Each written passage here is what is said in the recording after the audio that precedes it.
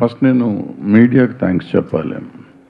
ఎందుకంటే ఈ జరిగింది మీడియా దగ్గర నుంచి వచ్చిన 2 పెద్ద మీడియా హౌసెస్ నుంచి నా దగ్గరికి రిఫర్ చేశారు వాళ్ళు.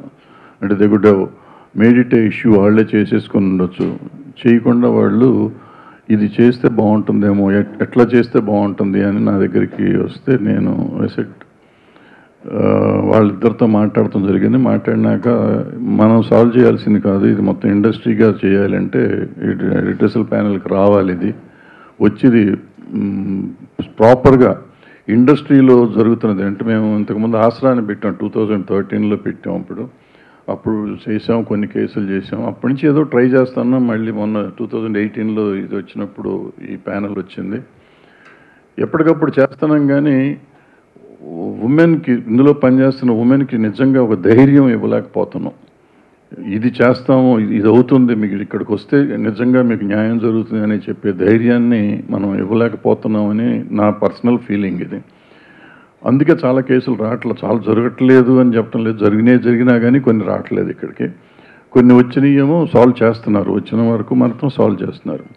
ఇప్పుడు ఈ పర్టికులర్ కేసు ఎందుకు, ఈ కేసు ఇండివిజువల్గా తీసుకోని ఉండకూడదు. మా దగ్గరికి వచ్చిన ఇంతకుముందు ఎప్పుడు మేము ప్రెస్ మీట్లు పెట్టలేదు. ఇంతకుముందు చాలా కేసులు చేశారు ఈ ప్యానెల్. బట్ ఎప్పుడు చెప్పకుండా ఇప్పుడు ఏం చెప్తున్నారంటే ముందు మీడియాకు వచ్చేసింది కేసు, పోలీస్ కేసు పెట్టినాక.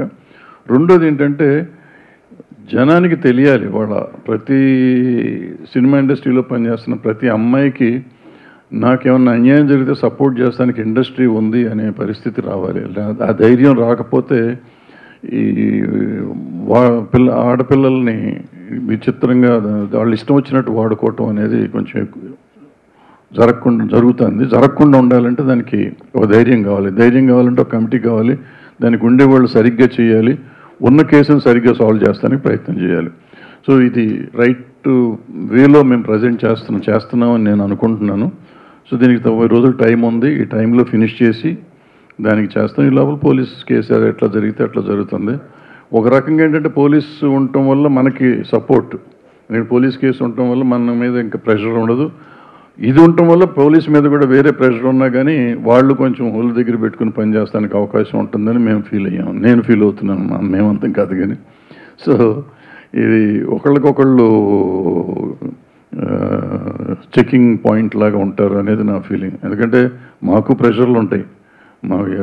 ఇక్కడ ఏంటంటే ఎవళ్ళకాళ్ళు అందరం కావాల్సిన వాళ్ళమే కదా.